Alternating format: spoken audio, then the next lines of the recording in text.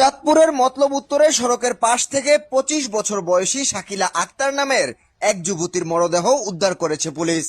সোমবার রাতে উপজেলার ইসলামাবাদ ইউনিয়নের শিবপুর বেড়িবাঁধের উপর থেকে মরদেহটি উদ্ধার করা হয়। নিহত শাকিলা সাতনল ইউনিয়নের রঙ্গুঘরকান্দি গ্রামের সাত্তার ব্যাপারীর মেয়ে। জানা গেছে, সোমবার রাত 8:30টার দিকে শিবপুর বেড়িবাঁধ এলাকায় স্থানীয় বাসিন্দারা ওই যুবতীর মরদেহ সড়কের পাশে পড়ে থাকতে দেখে।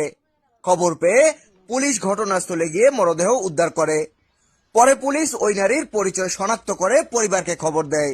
সোমবারে রাত্রে আমার দরগায় ফোন দিয়েছে যে একটা লাশ পাওয়া গেছে শিবপুর বেড়িবাঁধের উপরে। এসে দেখছি যে মেয়ে আমার। বাড়ি হলো সাইডনল, ও থাকে ঢাকা চলে গেছে সকালে রওনা দিয়া রবিবার দিন গিয়ে রাত্রে এখানে লাশ পায়। এটা একটা রহস্যজনক মৃত্যু।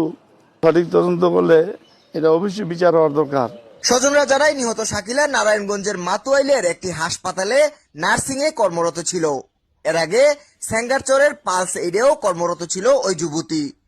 গত বুধবার জাতীয় নির্বাচনে ভোট দিতে বাড়িতে আসে শাকিলা। রবিবার বেলা 12টায় নিজ কর্মস্থলে ফিরে যাওয়ার পরে সোমবার রাতে তার লাশ পাওয়া গেছে। রহস্যজনক এই ঘটনার তদন্ত করে সুষ্ঠু বিচার দাবি পরিবার সহ স্থানীয়দের। এদিকে খবর পেয়ে মরদেহটি উদ্ধার করে পোস্টমর্টমের জন্য পাঠানো হয়েছে। আইনগত প্রক্রিয়া শেষে স্বজনদের কাছে মরদেহ হস্তান্তর করা হবে বলে জানিয়েছে পুলিশ।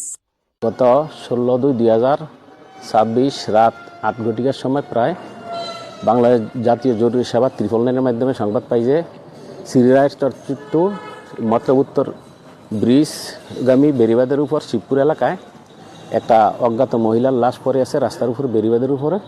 তখন সংবাদপ্রাপ্ত হইয়া আমরা ঘটনাস্থলে যাই, গিয়া মৃতের শ্রোতাল প্রস্তুত করিয়া মৃতদেহ আমরা থানা পুলিশের হেফাজতে নিয়ে আসি। মৃত্যুর প্রকৃত কারণ নির্ণয় করা যায় নাই, তবে তার বাবা মার সাথে কথা বলছি, তারাও কাউকে সন্দেহ করতে পারতেছে না। এই মুহূর্তে আমরা পোস্টমর্টম রিপোর্ট না হওয়া পর্যন্ত কোনো কিছু বলতে পারতেছি না। আঘাতের চিহ্ন আছে, কালা দাগ দেখা যায়, পরিলক্ষিত হচ্ছে।